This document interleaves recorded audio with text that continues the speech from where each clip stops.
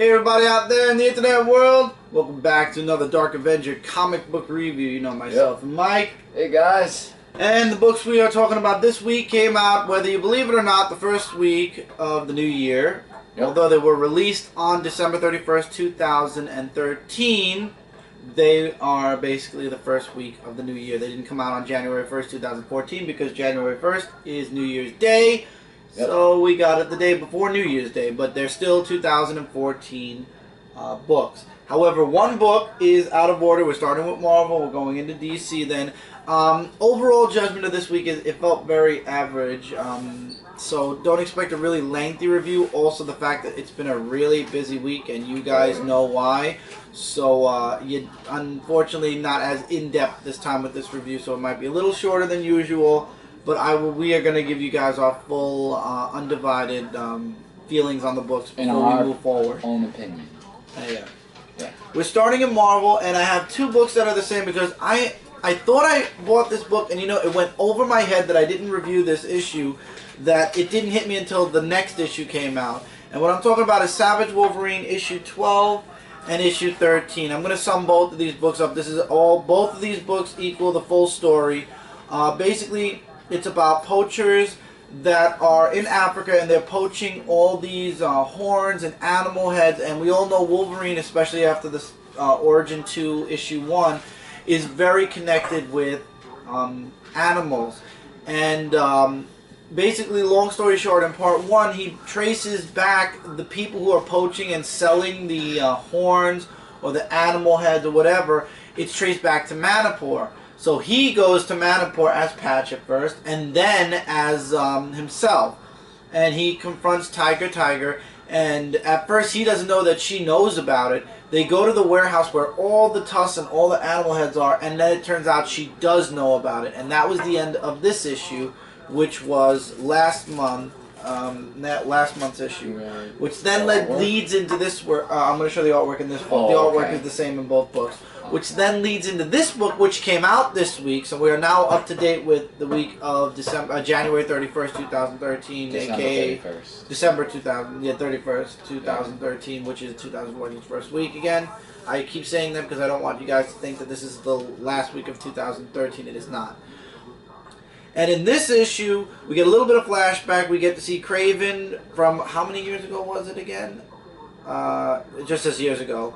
Oh, okay. And how Wolverine began to communicate with these animals. And it's like, they actually are Avenger files. And Kitty Pryde is involved also. I'm skipping that part. You got to read the story arc. The artwork and the story is so good.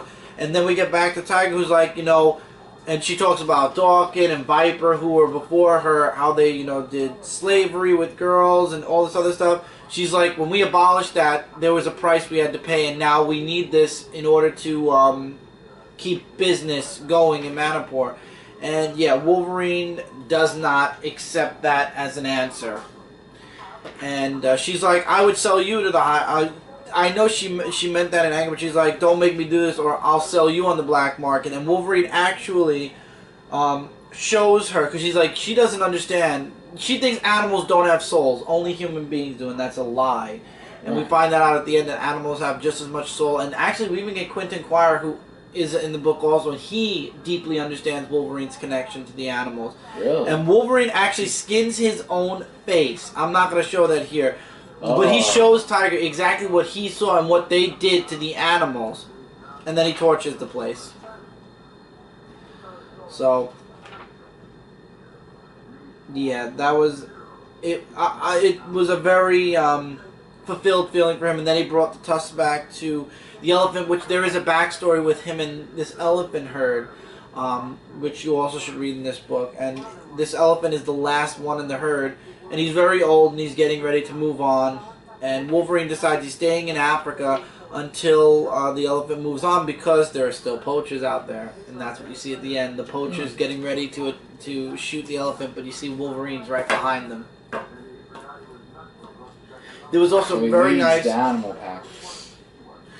So there was also very nice Kitty Pryde scenes along with Cypher and Quentin Quire. Like I said, I'm not going to give those scenes away. I want you guys to read this book, but this book was really good. This was the last book these last two books were the last two books I read for this week, and they were I really enjoyed this story arc. I did drop Savage Wolverine for a while because they were jumping around and I wasn't too sure.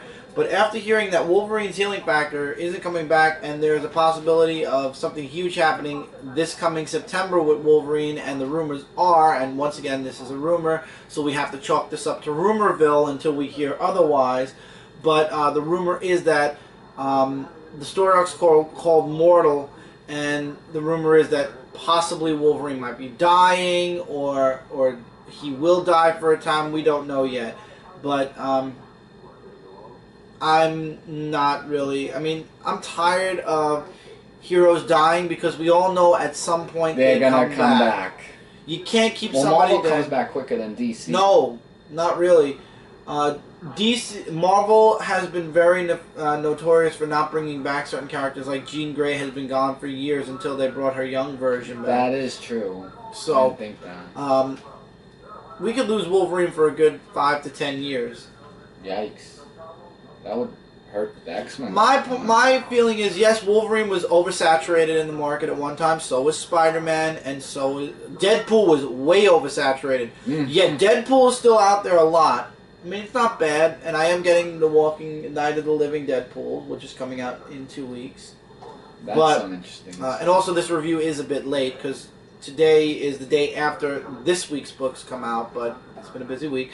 And I feel just because Wolverine was oversaturated, cutting him off the Avengers, which they did do in the latest Avenger book, and cutting Spider-Man off the Avengers, which they already changed Spider-Man. It's not Spider-Man, it's Doc Ock. I feel like killing Wolverine and getting rid of the character is not a really...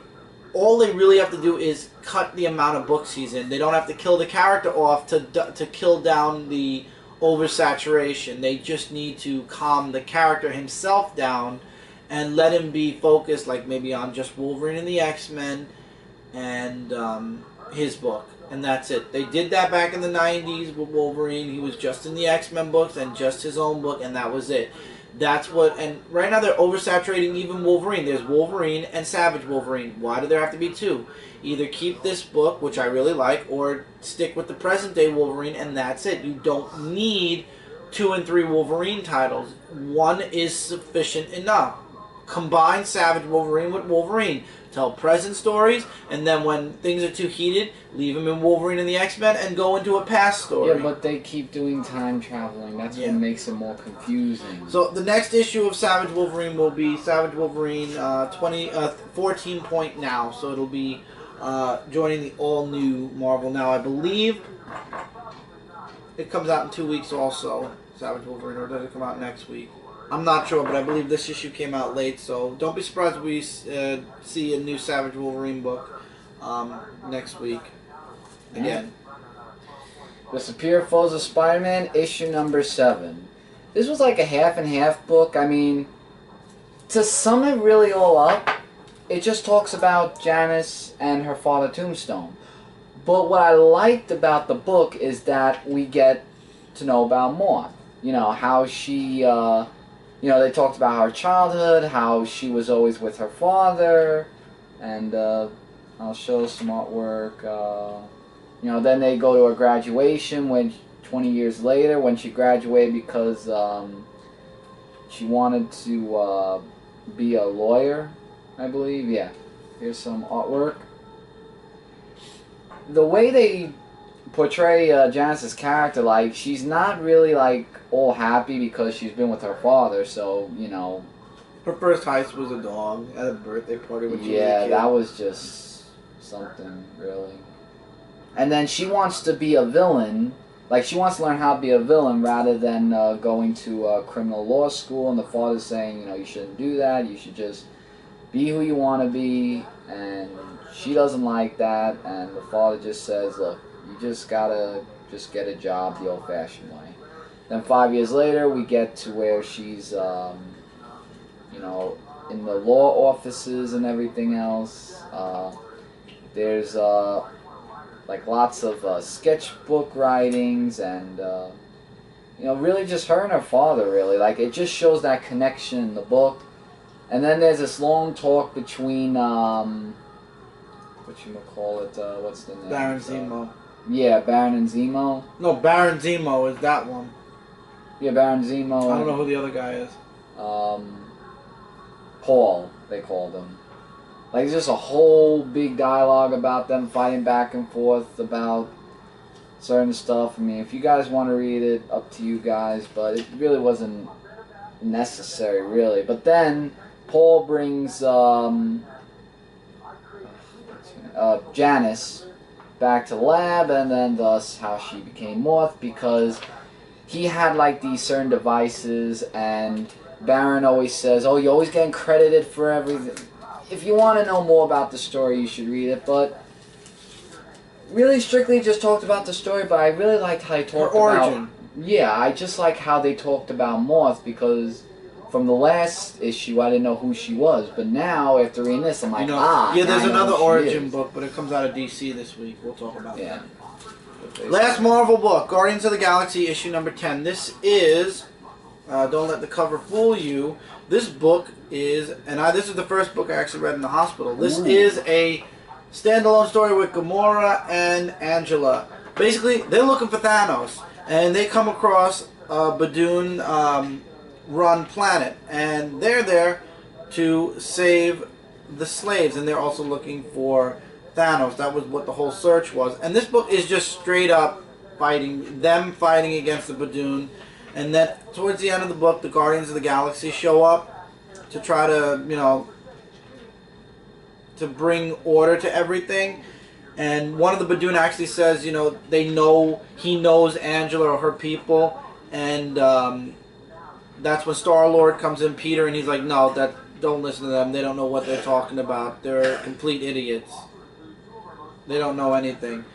And he's just trying to convince her to stay with the Guardians because they'll help her find out where, how to get home.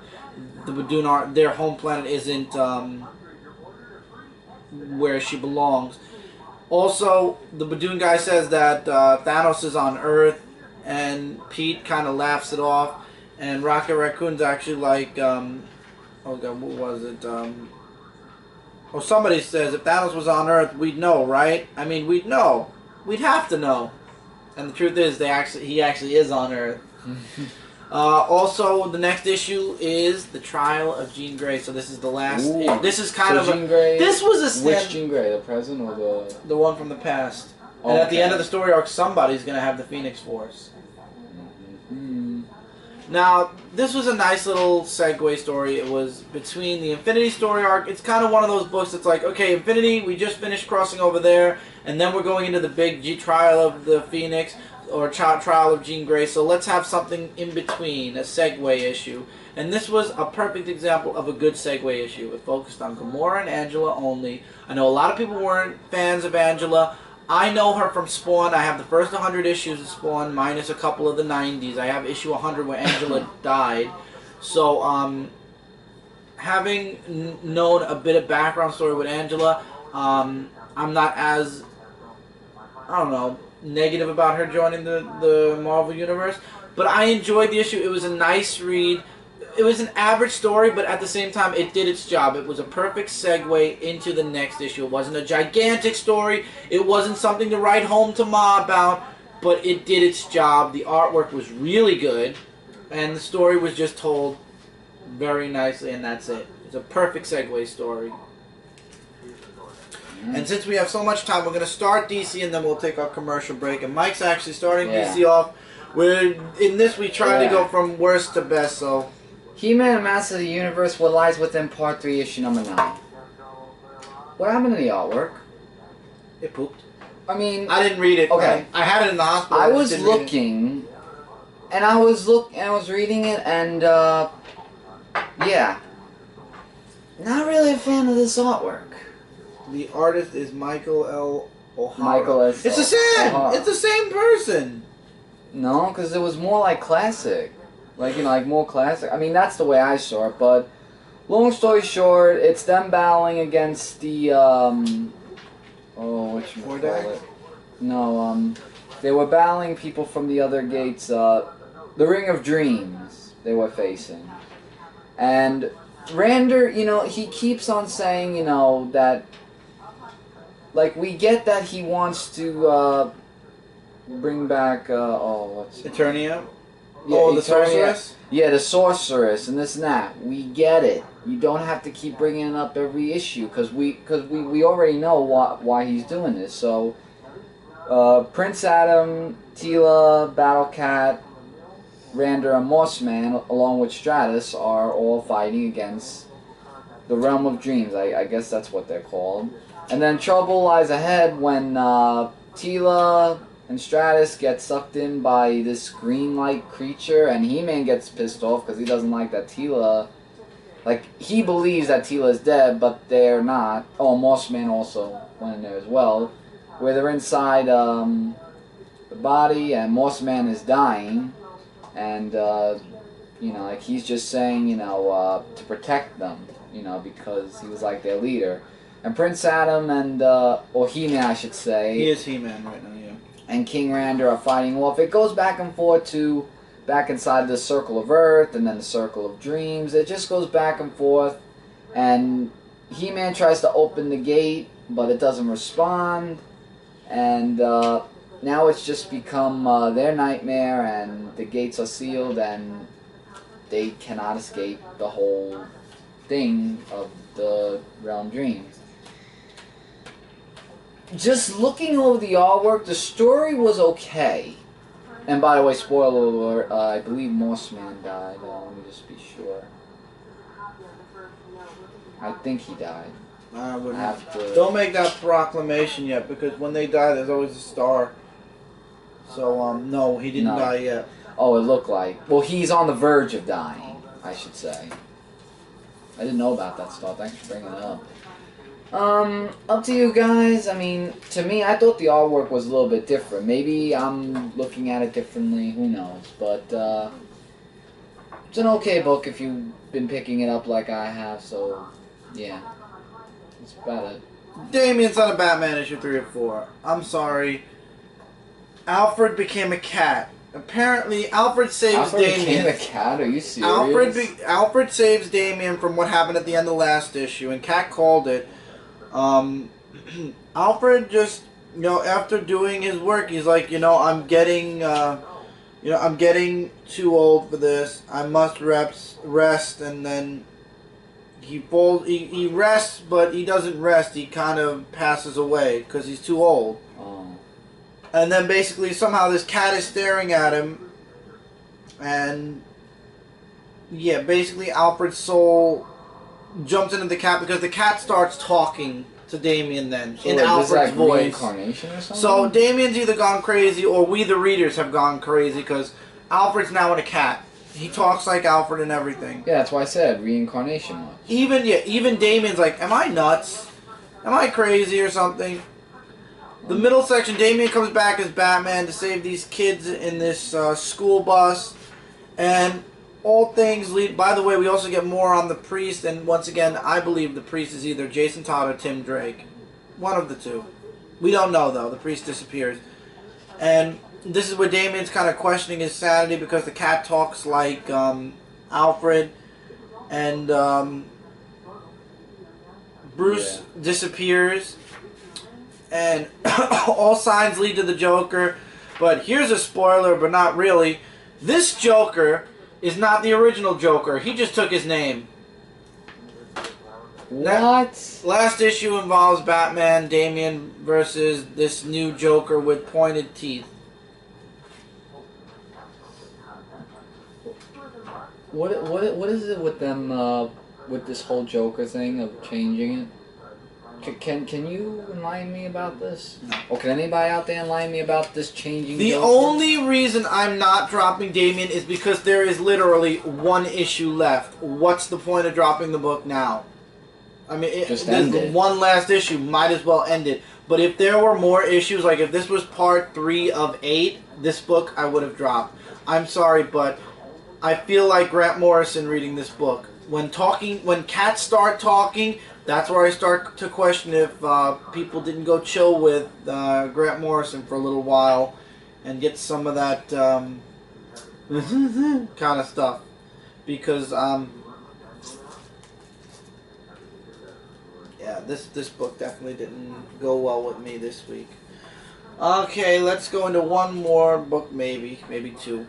Aquaman issue 26. The issue really did this I don't want to trash talk it. It just didn't interest me at all. I felt very bored reading it, and then this was like the second book I read because I was very excited for it. But then when we got to this page, where things started to look like Pacific Rim, and it's just Aquaman versus the big bad giant, and then in the very end, Aquaman's somewhere else. Spoiler alert. That was really it. I don't have any. Like, usually when it comes to reading comics, I have, even like in this case, now my drive is to just finish this series. In this case, I just don't. Jeff Johns did an amazing job with Aquaman. I always wanted to come back. It's when Aquaman went into the other story arc that I wanted to come back, but money was a huge issue at the time and books had to be cut, so I did cut Aquaman, but I didn't cut it because I didn't want to come back. I cut it because the story was boring me and titles had to be cut. I think that was my exact words. Yeah. Titles have to be cut, and if they don't hold my interest, I have to cut it. Then what's the point of getting it? Right. But in this case, I was bored, there was a huge giant monster, and now Aquaman is somewhere else. And apparently Aquaman, I don't know, apparently Aquaman is going to cross over with Justice League, and I'm reading Justice League, so when it comes to that, obviously I'm going to come back to Aquaman. Because it's going to connect. Something. But I have no urge. This is a great cover, the artwork was really good, but the story didn't grip me enough to make me want to come back for the next issue. I just don't have any urge to pick up Aquaman issue 27. There's no... I really want to see what happens next. I gave it a shot with the new writer, and as much as Aquaman definitely built up a lot in Jeff Johns' run of the first 25 issues, I just don't... I thought maybe, you know, since I missed out on a lot of Jeff Johns stuff, I wouldn't have been... But just like what happened with Green Lantern, I feel like we might be seeing something happen the same way in Aquaman, because Jeff Johns did such an amazing job on Aquaman. It's hard to follow up Jeff Johns. It really is. Maybe things will build up better for Aquaman, but after this issue, I don't feel an urge to come back to Aquaman, and there are a lot of new issues from other comics coming out, and again, maybe in the future I'll try Aquaman again. For right now, I just don't feel returning, like I want to come back. There's nothing there that makes me say I would like to at least try the next issue. Hasn't Aquaman been that way for the past couple of issues? I'm surprised you haven't dropped it yet. I did drop it when we were in the middle of the story arc, and then I came back. Yeah, now it's going like now it's a brand new story, brand new writer, and I just don't have any interest. Okay, and now we're at Superman issue 26. This is another average story where you now know for a fact that Lois Lane is not going to remember Superman is Clark Kent. Lois Lane basically can project herself astrologically because, but she's still in a coma. And at first, you know, you get these scenes where she's like, you know, I don't know who else to turn to, and you get that moment where it's like, okay, you know, Superman and Lois Lane, it could happen. And then you fast forward a bit to where he brings Lois back to the hospital, and there's also the scene with Superman and Wonder Woman, but they're together. And then in the hospital, Clark actually says, you know who Superman is. Are you going to tell that story someday? And her answer is, and I quote, if by someday you mean the instant I'm out of this coma, absolutely.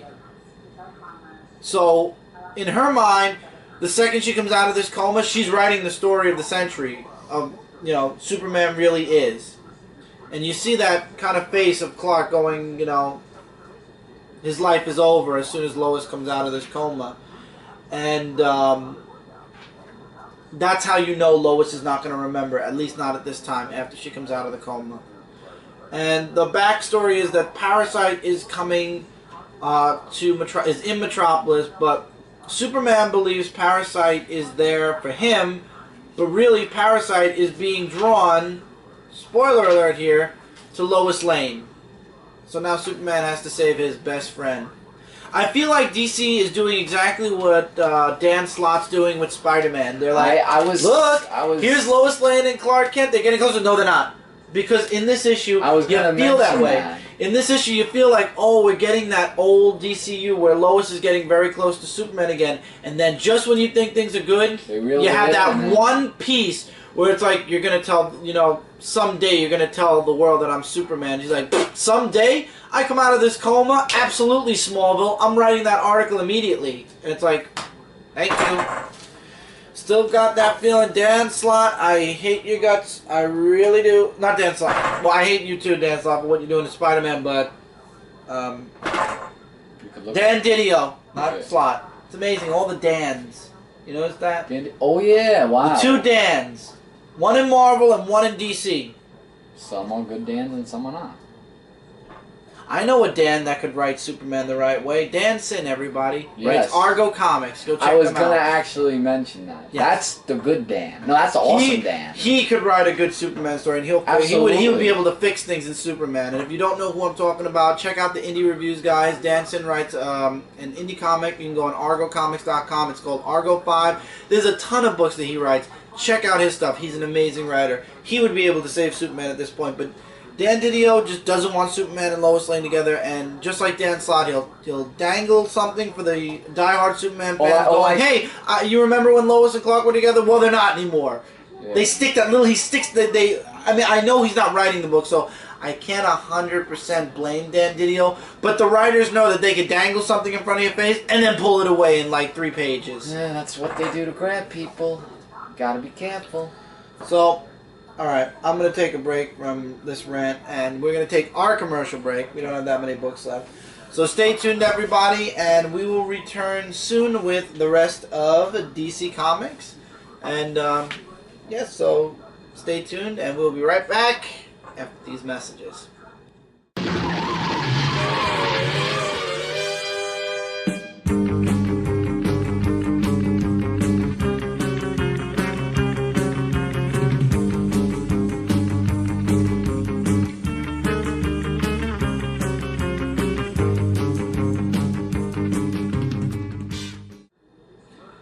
Okay, everybody, welcome back to this week's Dark Avenger Comic Book Review. You were talking about origins in Superior Foes. Oh yeah, the origins. In Teen Titans 26, we finally get Bart Allen's origin. Oh. And like Cat, this is where I'm starting to fall out of Teen Titans again. For those of you that know Bart Allen from the pre-New 52, don't read this issue because you're going to be pissed off. Because basically this rewrites Bart Allen's history to the point where he's not even really Bart Allen. His name is really Bartor. And you get his past where, as a kid, he was always on the run. And he was always fighting against the powers, or this these guys called the Purifiers. Are you sure there wasn't a typo when they said Bartor? No. And Bartor actually killed. Bart actually killed before. But it was all to protect his sister, and it's a war. It's, you know, he all he wanted to do was protect his sister, and then after his sister was gone, all of his worries about having to stay, you know, in a safe area were gone. He ended up finding a job inside the Purifiers, and that's actually, spoiler alert, how he got his powers. We still don't know 100% completely how he got his powers, but oh, that was just a little thing. Okay. But basically, once he got his powers, he fought against the Purifiers and the Functionality, I believe they were called. Let me make sure. It says it here. Oh, Functionary. And he started this group of rebels. What were they? I forgot what they were called, but basically he started this rebel force, so to speak, against the Functionaries and the Purifiers, and it turns out that his sister was part of the Functionaries, and that's what made him turn himself in and basically give all the information about the his group. And he's like, who better to tell, you know, a jury than the one who started and then he jumps into he jumps into where they erased his mind, started him over again in the present day DCU, and then you get this stupid panel in the end where Bart's like, "But you guys know I've changed, right, guys?" And you get those looks, and I don't even understand how John Kent can, like, I mean, I know that they don't know, the Teen Titans don't know that this is a different Superboy now, but how he can act so perfectly like he was really Connor Kent is beyond my understanding. How they got him so, like, I feel like that should be Connor still, and they should change Superboys after the story arc, but of course they did not, so I don't know, but again, it's an origin story that's going to upset a lot of Bart Allen fans because this is the new Kid Flash origin now. It's a lot edgier, it's a lot darker, and I'm starting to pray that Jay's theory of there's only going to be 52 issues and then they're going to go back to the old DCU, I'm praying that that's the plan, because there's edgy, there's dark, and then there's really dark. And we are going from edgy to dark. And once you go dark, it's only a matter of time before things just get darker.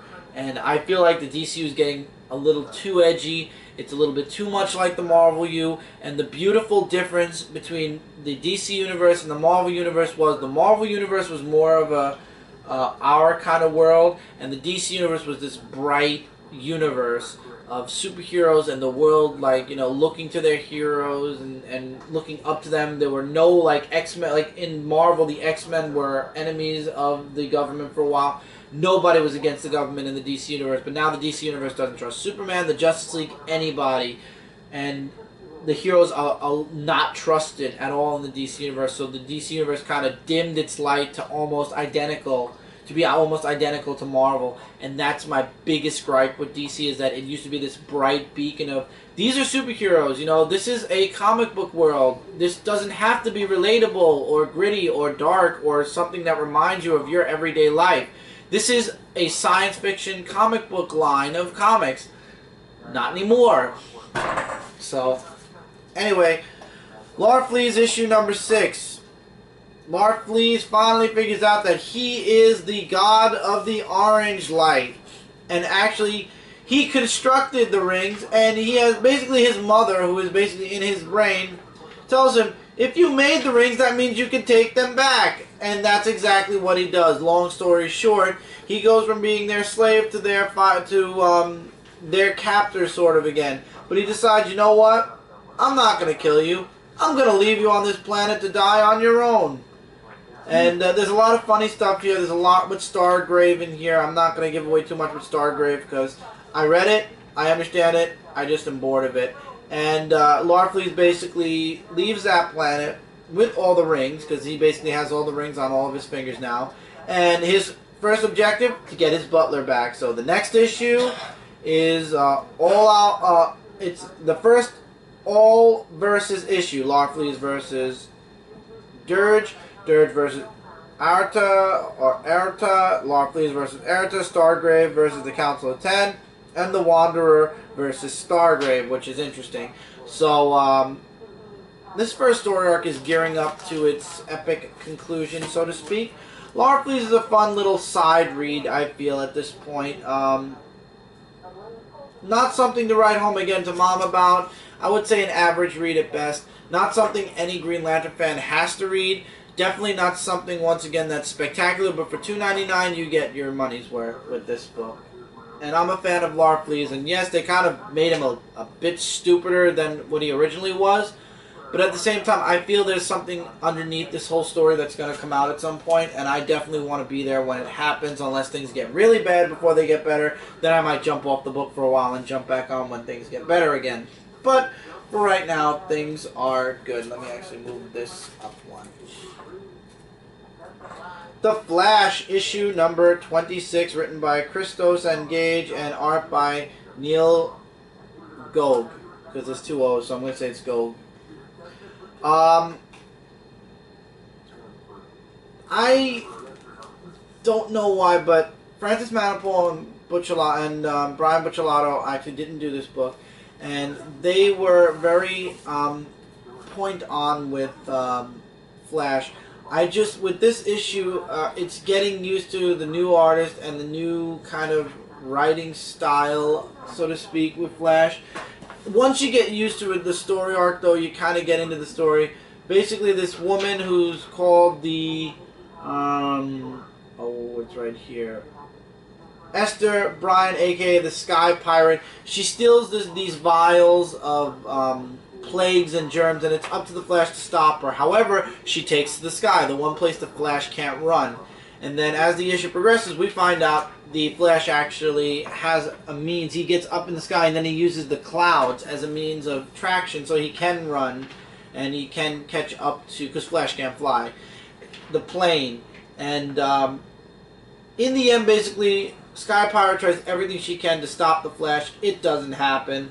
And the moral of the story here is her last word bubble, or last two word bubbles. The idea to go where you, Flash says, after everything you just put me through, why didn't you try to go underwater? Why didn't you, because she lands in the river in Central City, and he's like, why didn't you try to run? And she's like, the idea to go where you can't follow, from what I can see, there is no such place. So basically, the Flash can follow her wherever she goes. So no matter where she runs, whether it be underwater, the sky, maybe even space, the Flash can follow. So in this issue, it's basically just the writers telling us that no matter where, what Flash has to do, he will follow somebody anywhere, whether it be the sky, the water, on ground, he'll get there. So, and her name is actually Spitfire. I should have just gone with the cover. But that's really the main plot of the story, is Flash stopping Spitfire from stealing the vials of plagues and diseases, and basically saving the day. It was a straight up cut dry story, from point A to point B. I heard on the live show we said it was a bit bland. For me, after coming off a spectacular story arc like Reverse Flash, even though it kind of ended very abruptly, this did kind of fall a little short.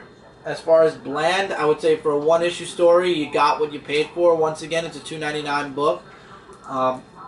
But that's just it. You got that single-issue story that's just there. I wouldn't say it's bland, but I enjoyed reading the issue. I liked it. I would say it was an average read, to be fair. Hey guys, sorry about that. Apparently, battery was, decides to crap out on us. I used the camera that we were previously recording on to do the whole video last night. Forgot to charge it. I figured 10 minutes wouldn't have killed the camera, but apparently, got to keep these cameras charged all the time. At some point, we have to invest on a video camera. I know, I'm trying. So I'm going to cut off whatever I said about this book and start over again again. So, Superman Unchained, issue number 5.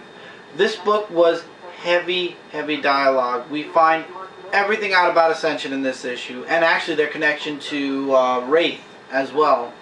Or Wraith. Wraith. Let's say Wraith. I keep screwing up his name anyway, I don't care. This is going to be like what we were talking about on the live show. This character, after this story arc, is going to be, we're not even going to hear about him again. So, it starts off with a flashback in Smallville where Clark and Lana are doing bail jumping, and they're on this guy's property, and he's a crazy farmer. And then Clark and Lana kind of slip, and they fall off, but they're not going to fall onto a hill bay, and Clark finds out there and then that he can fly. Then we go back to the present where it's Clark and Wraith looking for traces of where Lois Lane is, and she and him and Ascension disappeared. And what happens is Superman does the dumbest thing ever. I have an idea. You show me your home. Let me show you mine. We'll get to that later. And then here comes the heavy dialogue. Ascension tells Lois Lane who they are, how they came to be, and once again, here's 2 other pages, and about sunstones, which basically, for those of you that don't know, Kryptonian technology is crystals. And these crystals were actually made on Earth. So what Ascension's whole mission is to erase and destroy everything on Earth and start Earth over again like Krypton, basically.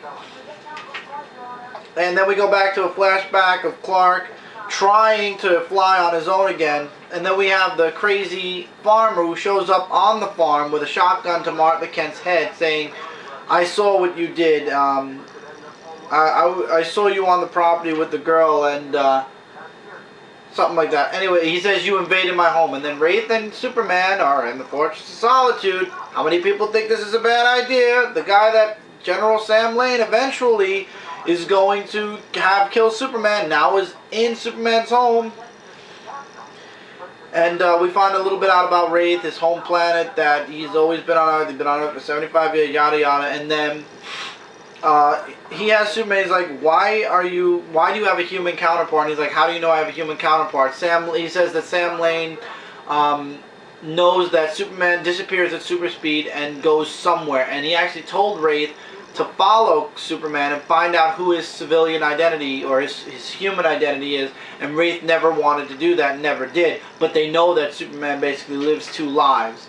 And Wraith says, pretend for a second you're today, then jump 10 years into the future, and then another 10 years, and then jump another 80 years, and he's like, what do you see? And Superman's like, that's not important. I'm living both my lives. And then you got Wraith with this gun pointed directly at Superman from his fortress. And guess what? His word bubbles. General Sam Lane? Yes, sir. I'm in the fortress. Take the weapons and neutralize Superman? Yes, sir. Who didn't see that coming? I did. And then we jump. That's it. We have no more present day Superman stuff. Then we have Lois. Oh, wait. There's a little bit more. I'm going to skip this part of the flashback, but it's basically the crazy farmer says he saw Superman, he saw Clark flying, and then we have Lois Lane with Ascension. She tries to fight back. It doesn't work. They send off all the nuclear missiles to destroy everything. And Superman's like, whatever you're doing, stop it. And we find out that Wraith might actually be working with Ascension. So he's like a double agent. At least that's what I'm getting a feel of. He's like, join me. Join us. So I don't know if he means us as in the Ascension or us as in Sam Lane and him. And Superman's like, put the damn gun. Well, he doesn't say damn. He says, put down the gun now. Like he's insisting. He's not going to join them. He's just telling Wraith, forget it. And then it turns out that all the nuclear bombs were set off because Batman and Wonder Woman tell him. And then the flashback in the past, well, that's basically, we end at the flashback and we began at the flashback. And in the end, he's like, the crazy farmer's like, no more hiding. Like, hiding, okay. It was an interesting flashback. Is it needed for the story? I guess we'll find out in the next issue, because I'm sure the flashback is going to continue somehow. And the flashback is a different artist. It's not Jim Lee doing the artwork for that. Scott Williams, actually. I believe it's Scott Williams. Let me make sure now. I want to make sure I have the right one. Oh, no, Scott Williams.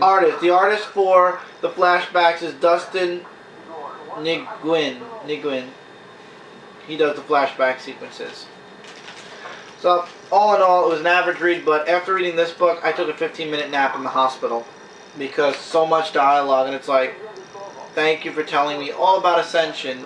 And I agree with Jay, I feel like I'm up to issue 8 of this story arc already, and it's only issue 5. It's going at such a slow pace that you believe a lot more is going on in the book than it actually is. All-Star Western featuring Jonah Hex, issue number 26. I began reading the book where talks about this girl in the beginning. I was starting to think, am I reading the right book?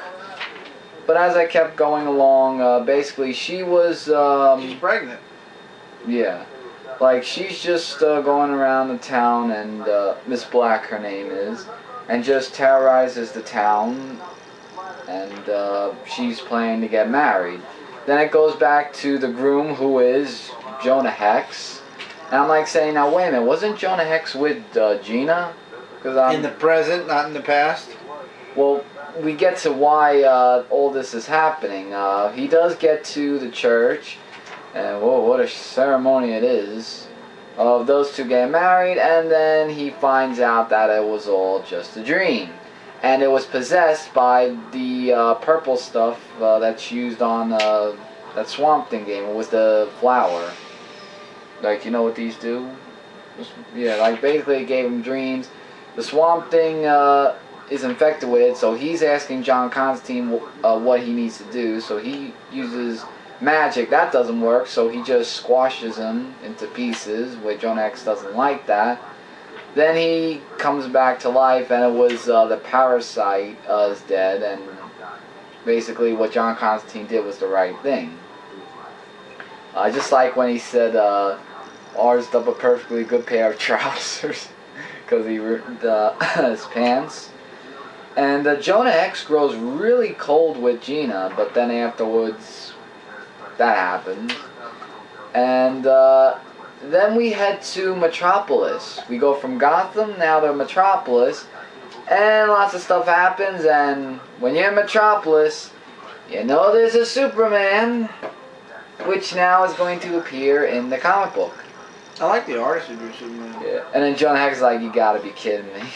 And yeah, the art doesn't look bad for Superman, so first we get with Booster Gold, then with Batwing, now with Superman. That's gonna be an interesting read. Along with Bruce Wayne also as Batman. But now we're in Metropolis, so... And Swamp Thing and John Constantine. Yeah, it was close to Book of the Week. Close. Very close. Now you better rest your voice because you have 2 books after this in a row. I'm resting it. Red Lanterns issue 26. The best of the Lantern books right now. And that's not saying much because the Green Lantern books are not doing too well. So, the Red Lanterns are now prisoners of Blarg, or however you say his name. What's it called? What's his name?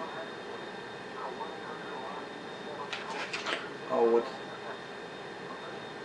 Blarg? Is it? No, Barg is the guy that they thought they killed. Oh, Barg, okay. Jinsu, sorry. They're not prisoners of Jinsu. And he uses this kind of force field that makes them all feel like they're on drugs or something. Or drunk. Because they're all happy. And we got that scene with Atrocitus still trying to get his own ring. And Ratchet still is kind of fighting against this, the whole force field drug thing where everybody's like, so happy, oh, hi, yeah, whatever. And they're about to be assassinated, and actually Zox is still up in space. And he actually does something to the spaceship, which we'll get into in a bit. I'm not going to tell you guys about the Atrocitus scene, you're just going to have to find out. I'm going to get a little further along in that, though. But you have... Ratchet finally kind of breaks free of the force field and sacrifices, so spoiler alert, sacrifices himself in order to save everybody else. Zox kind of changes the spaceship into like this huge Red Lantern-esque spaceship that starts blowing things up, and the force field breaks, everybody gets really mad, and lots of things happen. Unfortunately, Ratchet dies, but we find out why the Red Ring was leaving him. Basically, we found out that his people made him so filled with rage, they actually wanted him to join the Red Lantern Corps. But later on, he actually found purpose, and he actually grew to, you know, like everybody, and he found out the more that he was with them, the rage kind of settled away, and he only always wanted to have somebody. He wanted to be, what was the word? Where was it? He dreamed of being a part of something. He didn't want to be alone. He wanted to be, he craved to be connected with people, and he found it with the Red Lantern Corps, and when he got his mind back and he wasn't all rage. And right before he dies, he said, and I did more than I ever could have dreamed. I'm not going to say what his dream was. And he says, I saved all of you, my friends. And then he actually passes on. And then we get Atrocitus, and spoiler alert here, Atrocitus gets his red ring back. Next issue is going to be interesting. I'm not looking forward to when Guy Gardner grows the whole stash and everything. I think that they should have left this character alone, but what can you do? This was a good issue. I enjoyed it. It was an average story, but it was really good. I enjoyed Red Lantern. Like I said, it's the best Lantern book, in my opinion, out there right now, which isn't saying much because the Green Lantern books are suffering a lot, I feel. New Guardians, I have no care for that book thus far. And Core and Green Lantern still are somehow connected. Core is like the backup stories to what's going on in Green Lantern. We'll see how Green Lantern is because it comes out. It came out today. So we'll see when that comes and I read that, how that is. But we'll see. As far as this book goes, I really enjoyed it. Definitely something to check out. It's unfortunate that Ratchet actually passed on, though. And I'm looking forward to seeing when Atrocitus comes back, what the whole fight between him and Guy Gardner's going to be like. I'm not going to do that one first, then this one? No, do this one first. Book of the week, but alright. Fairy of Blight, Because I can talk about that a little bit. Okay, Justice League Dark, issue number 26. In my opinion, I'd say this was a fantastic issue of how... But you have to be... Again, Michael's a little bit still upset because everybody... I'm not upset. I'm just saying that, you know, everyone has a different opinion. I'm saying, in my opinion... You have to be into this type of the DC Universe. Right. I mean, if you want to know what's going on, you have to read the different series of Blight. You know, the Forever Evil Blight. So they're in this place where Blight kills all of them, and they're in a different world. Deadman comes in and says to John Constantine, you know, you're like our only hope for everything, and John Constantine actually believed that it was real. Dr. 13 did something to wake them up, where it was all Nightmare Nurse actually with the rod. Artwork is really drawn amazing. And they're just talking about, you know, what they need to do to get rid of Blight. And it was because of the Duncowan, there was a delusion about Deadman. And they feel that Deadman is still around, like he's still alive, because they're looking for Zatanna and the rest of the Justice League Dark. Fam Stranger is just being a little bit antisocial with the team. You know, you kind of wonder a little bit. So they're just trying to find out more answers about, you know, Deadman. Like, they're just looking for Deadman. Like, John Constantine is more focused on that. Then, the member of the crime syndicate, Sea King, actually, makes an appearance in here. And the irony of this is that we find out, spoiler, Deadman is inside of Sea King. And, you know, we find out after the whole waves and stuff like that happen. And, you know, and there's just lots of action there. What John Constantine does, he locks Deadman's body into Sea King, and Deadman didn't really take it that much. How did he lock him in?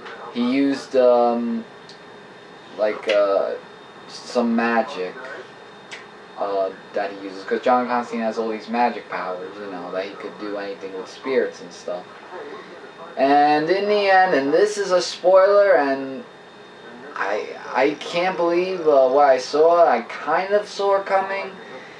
Fam Stranger betrayed the team. But there's a reason. He's doing a betrayal probably to betray him at some point. What I'm guessing is that he's going to find out more information about Blight, and at the end of the issue, he's going to turn his back on Blight or find his weakness and save Chris from the possession of Blight. So, well, I'm going to find out more in the Fam Stranger comic book because it's going to do that. But you got a lot in 2 weeks. I'll tell you that much. Next week's books, I didn't tell you yet. You got a lot of Justice League Dark stuff coming. Okay.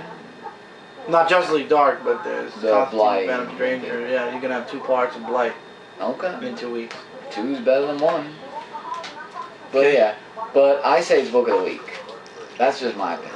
This book I actually read this while I was one, in the Forever hospital. Evil A.R.G.U.S, issue number 3 of 6, where Dr. Light comes back, and but before we get into that, there's like the story of that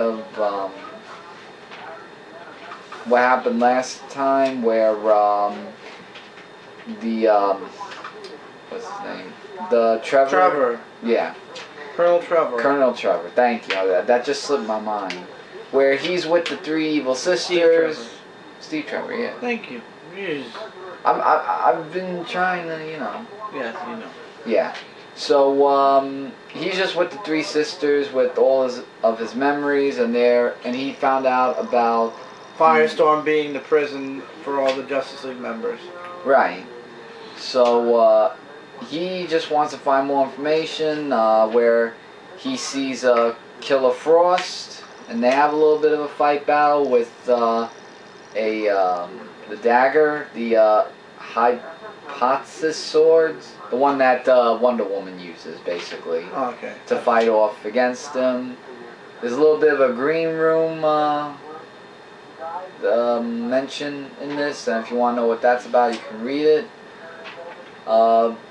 Frost hears about Firestorm being alive, and we all read, or for some of you who read Firestorm's origin in, the Villains Month, we know why she wants Firestorm, because it could turn her back to human. So the Doctor is trying to find, not Dr. Light, this other Doctor that talks with Colonel Trevor and Killer Frost, might find a way to how to trace Firestorm. And there's this other scene that I don't want to give away that is a wow scene. And I kind of saw it coming as well. And then just see if anyone can enlighten me, but does anybody know who the Crimson Men are? Because they get to Dr. Light. Yeah, because they get to Dr. Light to join them. I don't know who they are, but maybe I thought you would know because, of that.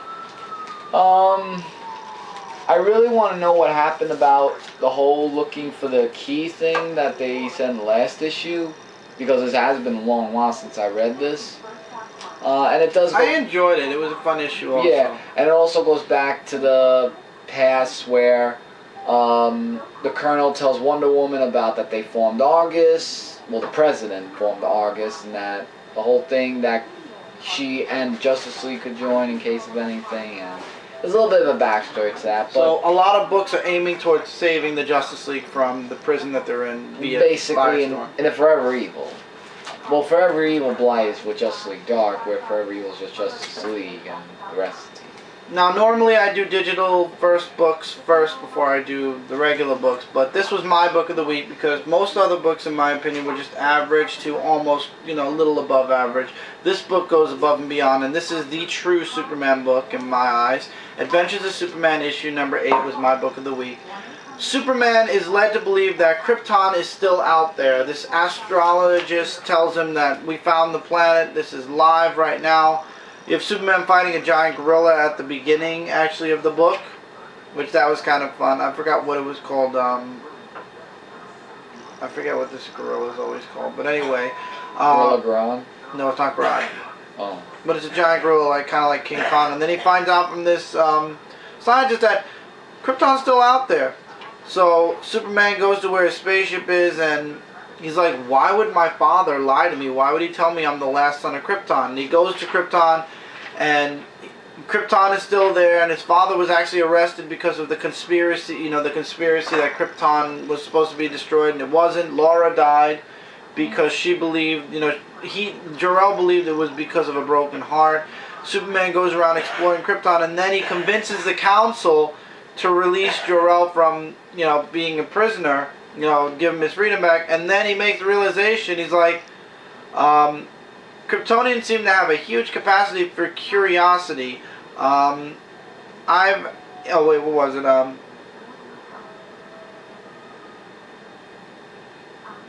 Krypton's history. Basically, he makes a proclamation that, he's not on Krypton, really. This isn't really Krypton. And then the father's like, what do you mean? He's like, I don't know how it's even possible, but I think that this is some kind of, basically a simulation. Because he's like, if you were my real father, you would have found a way to come get me. And then it turns out it was all a hoax done by Brainiac. Who didn't see that? Who actually mimicked the last few days of Krypton. And Superman was supposed to stay there. The Red Sun was supposed to sap him of his superpowers, and he was supposed to die on Brainiac simulated Krypton. He finds a spaceship because Brainiac simulated everything on Krypton right before its destruction, which there was a prototype for an adult to rocket away, and he rockets close enough to Earth, or close enough to our solar system, to absorb the yellow sunlight, get his powers back, and then he goes back, and basically Brainiac said, I did say it was the last couple of moments, and he watches Krypton die again. And wow. This once again shows the true Superman. He says, it took everything in me not to throw Brainiac into a black hole, but I didn't. I ended up dropping him off at a prison planet instead, and then you see him on Earth. And for those of you that read an old comic of Superman after Supergirl died, this is pre-1986 Infinite Crisis on Infinite Earths comic. You see him, and he's like, you know, before I didn't know anything about Krypton, but now I have an even bigger reason, and these tears come from now what I know I lost. And you just see him standing there, and this is Superman. This comic series is the Superman, the definitive Superman, not this Superman. This is the new Superman. This is the real Superman. And what I mean is, this is Superman. This is just a new 52 version of Superman. This is the real one. This is the remake. The sad remake. This is the true Superman. If you want to know the real Superman, you don't have to read this. You don't have to read any of the other Superman books. This book, once a month or 4 times a month digitally for $1 or $2, this is the real Superman. This is a new made-up version to work in this more edgy, dark DCU. This is the real Superman. This is the one you should be reading about. This is to make newer readers happy. This is the truth. This is the lies that are covering the truth right now. So, I mean, I have nothing against New 52 Superman. I don't like it, but I read the books, and I think some of the books are really good, like Superman Wonder Woman is very good. But when you get down to it, if you say, which book would you choose? If all the books had to go and only one could stay, this is it, because this is the real Superman. I'd rather not have the Superman. I'd rather not have Superman in the new DCU and just have him digitally at this point, because at least this feels more like Superman. So if you want to read a real Superman story, read Adventures of Superman. Spectacular book each and every time I read it. This reminds me of the Superman I grew up with, not the Superman we've been getting for the past 2 years. Awesome. I love this Superman. And I pray that Adventure Comics stays around longer than any other Superman title out of the New 52. Yep. And that, my friends, is this week's Dark Avenger Comic Book Review. See you later. So we have, if we move fast, we won't have to worry about going into another part. So a quickie rundown. It was an average week, but I highly recommend checking out Adventures of Superman number 8. A.R.G.U.S number 3 of 6. Great issue, can't wait to see what happens next. Justice League Dark issue 26. Book of the week, flat out, can't wait to see what happens in the next Forever Evil Blight titles. Red Lanterns issue 26 it's the best book out there right now in the Lanterns. I'd definitely say give it a check out if you want. Jonah Hex 26. Close to being book of the week. Superman appears in the last issue. I can't wait to see the adventures of Jonah Hex and Superman. Superman Unchained, a lot of talking. It was dialogue heavy, but still good. The Flash 26, it was a single issue story. Up to you guys. Larfleeze issue 6, if you like the character, you'll be reading it. If not, you won't. It's not something to write home to mom about. Teen Titans 26, the new origin of Kid Flash. Be ready. Up to you guys. Superman 26 is just another standard Superman story where they dangle Lois Lane and Superman and then take it away. Aquaman 26 I couldn't get into, so I'm dropping it. Damian, Son of Batman, if there wasn't one issue left, I'd drop this too, but because there's one issue left, I leave it. I'm going to be getting issue 4, but definitely not something that I would recommend. He-Man and the Masters of the Universe issue 9. The artwork, however, is really good. I like, what do you call it? Andy Kubert's artwork. He-Man and the Masters of the Universe number 9. Changed the artwork from before, but all in all, okay. Guardians of the Galaxy issue 10 was really good. Something I would recommend. A perfect segue story. Superior Foes of Spider-Man issue 7. If you want to know the origin of Mort, that's the comic book for you. And Savage Wolverine 12 and 13, both really good reads. Highly recommend you guys check that out. And with that, that's it, guys. Don't forget to check out comicrelated.com. There will be a comicfrontline.com logo eventually, and Dark Avenger Inc. until we move to Comic Frontline. We are all your #1 source for comic-related news, reviews, and a whole bunch more. Don't forget, February 11, 2014, Dark Avenger Inc. will be moving to Comic Frontline's YouTube channel. So if you haven't already, subscribe to Comic Frontline's YouTube, youtube.com/Comic Frontline. It's the huge move, February 11th. We will be starting on there, so please, if you haven't already, go run over to Comic Frontline after this video and click the sub button. Speaking of subs, if you like what you see here and you're new to the channel, if you like it, if you like my reviews, there's a sub button somewhere around this video, so please click that sub button. This way my reviews are in your sub box and you don't miss out on a single episode. Take care, everybody. There'll be a special haul video soon, depending on if one other box comes soon, and then there will also be the weekly comic book haul, which if you would have any comments, questions, or anything you'd like to mention, want my opinion on something, want to voice your opinion, suggestions, feel free to leave it in the comments below, and your comments will be heard this Friday on the weekly comic book haul, which actually goes up on Saturday. I shoot it on Friday, but it'll be up on Saturday depending on if my comics come. I didn't get an email yet about them being shipped, but whenever I get them, you get the whole video and your comments will be heard there. So if you leave a comment, go check out the whole video, which is coming up basically after the indie review for this week's books. Take care, everybody. Keep reading, keep collecting, and I will see you guys in the next review. Take care, everybody. Later, guys.